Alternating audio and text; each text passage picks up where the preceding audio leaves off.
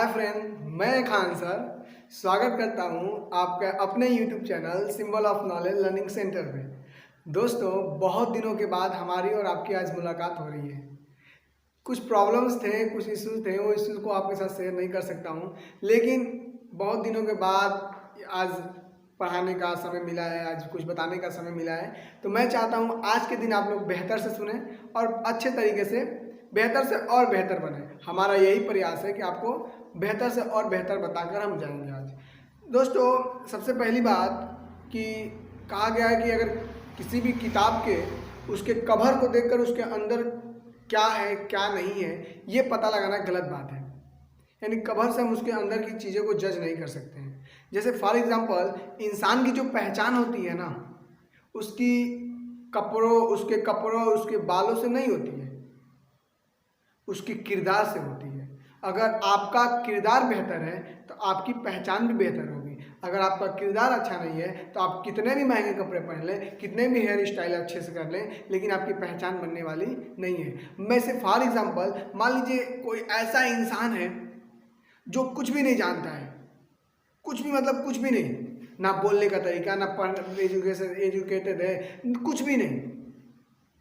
अगर उस इंसान को अच्छे से कपड़े पहनाकर अगर किसी महफिल में आप भेज देते हैं, किसी पढ़े लिखे की मीटिंग में आप भेज देते हैं, किसी स्कूल कॉलेज में आप भेज देते हैं, तो वो तब तक उसकी इज्जत बने रहेगी जब तक वो बोलेगा नहीं। जो ही उसने पहला शब्द बोलना शुरू किया, सब लोग समझ जाएंगे कि वो कैसा है। लेकिन अगर कोई इंसान फटे पुराने में ही रहे, लेकिन उसके पास नॉलेज हो, संस्कार हो, डिसिप्लिन हो और हर तरह के अच्छे बिहेवियर हो, तो 100% जो उसकी इज्जत होगी, जो उसका मान सम्मान होगा, वो उस सूट बूट वाले इंसान का कभी नहीं हो सकता है। इसलिए आपकी पहचान इसमें है कि आप कितना नॉलेज वाले हैं, आप कितना संस्कारी हैं, आपके अंदर कितना डिसिप्लिन है, आप अपने माँ बाप, अपने दोस्तों, अपने रिश्तेदारों या अपने आसपास के लोगों से कैसे बिहेव करते हैं, इस पे डिपेंड करता है आप कैसे हैं। तो अपनी पहचान, आपकी पहचान, मेरी पहचान, किसी की भी पहचान उसके बालों और कपड़ों से नहीं होती है, उसके किरदार से होता है। तो जैसे कि आज का जो टॉपिक है, कुछ पढ़ाना, कुछ बताना, कुछ समझाना, ये मेरा मकसद नहीं था। आज मेन मकसद मेरा ये है कि कुछ बच्चों का ये सवाल है, कुछ लोगों का ये सवाल है कि सर हम तो पढ़ना चाहते हैं, हम तो चाहते हैं ये पढ़ना, लेकिन ये गलती इस सब्जेक्ट की है, ये गलती इस क्वेश्चन की है जो हमें आता नहीं है, जो हमें याद नहीं होता है। तो जरा मैं बताता हूँ, आज के बाद अगर ये वीडियो आपने पूरा सुना तो 100% अगर जैसा मैं बता रहा हूँ वैसा आपने फॉलो किया तो दुनिया का कोई ऐसा क्वेश्चन नहीं, कोई ऐसा सिलेबस नहीं जो आपको ना आए। लेकिन फॉलो करेंगे तो, अगर फॉलो नहीं करेंगे तो आप बस सुन कर देखिए, सुनने से कुछ नहीं होता है, करने से होता है ना।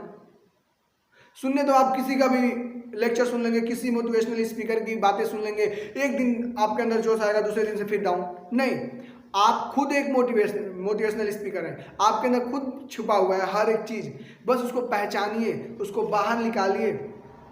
जिस दिन आपको अपने अंदर छिपी हुई शक्ति, अपने अंदर छिपी हुई हर एक चीज़ अंदाज़ा लग गया कि मैं क्या हूँ क्या नहीं हूँ, उस दिन आप पूरे समाज में एक मिसाल बन के रह जाएंगे। इसलिए मैं बताता हूँ कि कैसे किसी भी चीज़ को याद करते हैं, कैसे क्या प्रॉब्लम है। लोग कह रहे हैं कि सर मुझे याद नहीं हो रहा है, मुझे ये चीज़ समझ में नहीं आ रही, मैं तो पढ़ना चाहता हूँ, मेरी गलती नहीं है सर, इस क्वेश्चन की गलती जो मुझे याद नहीं हो रहा है। बताता हूँ, सुनना ध्यान से। एक बात बताइए, क्या एक दो कहानी सुनाता हूँ, पहले सुन लीजिए, उसके बाद बताते हैं कुछ चीज़ें। मान लीजिए बच्चे जो होते हैं, छोटे बच्चे, वो दो तरह के होते हैं।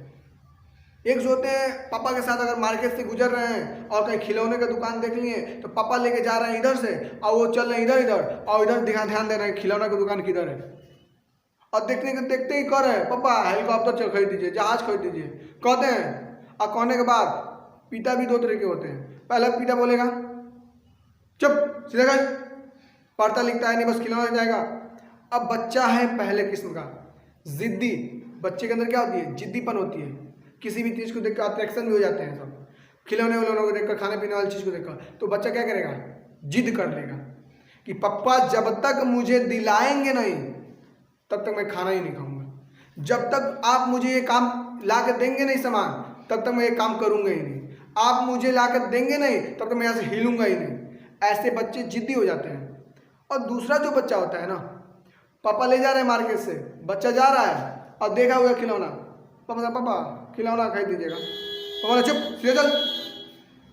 अब बच्चा क्या करेगा, दौड़ जाएगा, बोले अच्छा नहीं मिल पाएगा। अब क्या करेगा, उसके पापा के संग सीधे वो चला जाएगा। अब चला जाएगा ना, आप खुद ही बताइए खिलौना किसको मिलेगा, पहले वाले बच्चों को कि दूसरे वाले बच्चे को? ऑब्वियसली बात है भाई, पहले वाले बच्चे को जो जिद कर रहा है। वैसे ही आपका ये क्वेश्चन, आपका सिलेबस है, क्वेश्चन आया सामने, आपने देख लिया, बोले क्वेश्चन है, मैं याद हो जाए क्वेश्चन करेगा, बस याद नहीं होंगे तुझसे, तो आप बोले ठीक है याद नहीं, कोई बात नहीं, तो कब याद होगा नहीं, अगर आप पहले वाला बच्चा बन जाएंगे तो।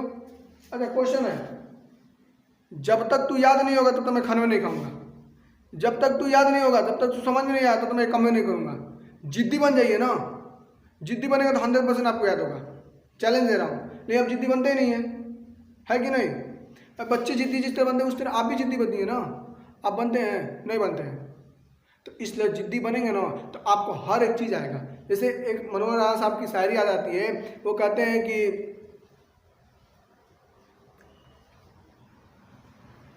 कि मैं इसके नाज उठाता हूँ तो ऐसा नहीं करती, मैं इसके नाज उठाता हूँ तो ऐसा नहीं करती, ये मिट्टी मेरे हाथों को मैला नहीं करती, और खिलौनों के दुकानों के तरफ से क्यों गुजरते हैं आप, ये बच्चे की तमन्ना है कभी समझौता नहीं करती। तो बच्चों जैसे जिद्दी बन जाइए, है कि नहीं? जैसे आप जिद्दी बनने का मतलब क्या है, अब बता रहा हूँ।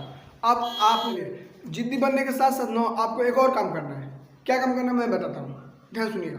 एक बार की बात है, मैं एक मूवी देख रहा था, तो वो मूवी मुझे समझ में नहीं आई, थोड़ा बहुत आई, थोड़ा बहुत नहीं आई। तो मैं जब बाहर निकला तो जो बच्चे स्टूडेंट थे मेरे हाई स्कूल के, मैं उनसे बोला वो ये जरा मूवी देखना, हमको समझ में नहीं आ रही है। तो जानते हैं क्या जवाब दे रहे हैं सर? कहाँ है सर, दीजिए ना, कहाँ है कि नहीं समझ में आएगा, देखें हम दीजिए, हमको दीजिए, आज रात में देख के समझ के आपको बता देंगे सुबह में क्या स्टोरी है इसका। बोले अच्छा, हम बोले हाँ सर, क्या घबरा रहे हैं, हम है ना, कहाँ है कि नहीं समझ में आएगा। बोले सही बात है, कह रहे हाँ सर ऐसा ही है। हम बोले इधर इतना जुनून, इतना समझदारी किताबों और क्वेश्चन के साथ दिखाता, क्या सर मतलब? हम बोले बता, कभी कोई क्वेश्चन के साथ कहा है कि क्या है कि तू याद नहीं होगा, क्या है कि तू समझ में नहीं आएगा, आज रात भर तुझे समझ कर सर कल सुबह सर को बता देंगे, कभी कहा है? नहीं। अब फिल्मिया के कह रहा है कि सर दीजिए ना, कुछ भी आपको नहीं समझ आए मुझे समझ में आएगा, तो कभी कहा है कि आपको जो क्वेश्चन सर से नहीं लग रहा है वो हम लगा देंगे, नहीं कहा ना? तो कहना पड़ेगा तुम क्वेश्चन से ही कहो ना कि बाबू तू क्या है कि नहीं याद होगा, कि मुझसे बड़ा है, क्वेश्चन आपसे बड़ा होता है, नहीं आप कितना बड़े हैं, इतने बड़े हैं और इतने ताकतवर, आप चाहें तो उसको फाड़ के फेंक सकते हैं, जला सकते हैं, और जला छोड़िए धक्का देंगे सर छत पर से उसको नीचे, कुछ भी कर सकते हैं आप उसके साथ।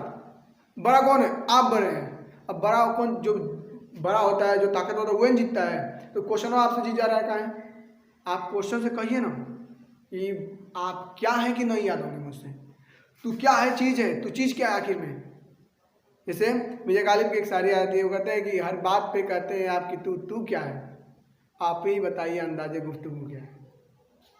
इसलिए आप उस क्वेश्चन से कहेंगे ना कि भाई तू क्या है कि नहीं याद होगा, तू क्या चीज़ है या किस तरह है, तू नहीं याद होगा। मैं ताकतवर हूँ, तुझे 100% मुझे याद होना है तो होगा, तुझे किसी भी हाल में तू याद होगा, ऐसा आप कहेंगे 100% आपको क्वेश्चन याद होगा। तो ये तरीका आपको किसी भी कुछ सवाल से, किसी भी क्वेश्चन से अच्छे तरीके से पेश आने का। आप उससे ही क्वेश्चन कीजिए ना कि भाई क्यों नहीं याद होगा, तुम क्या चीज़ है, तुम ऐसा आप करते नहीं है। देखिए दो चीज़, जिद्दी बनना है और क्वेश्चन से ही क्वेश्चन करना है। ऐसा दो चीज़ आपने 100% 20 दिन 25 दिन तक फॉलो किया, दुनिया का कोई ऐसा सिलेबस, कोई ऐसा क्वेश्चन नहीं जो आपको बोरिंग लगे। तो मेरा मकसद था आपको ये चीज़ें समझाना। Thank you so much. जय हिंद, जय भारत।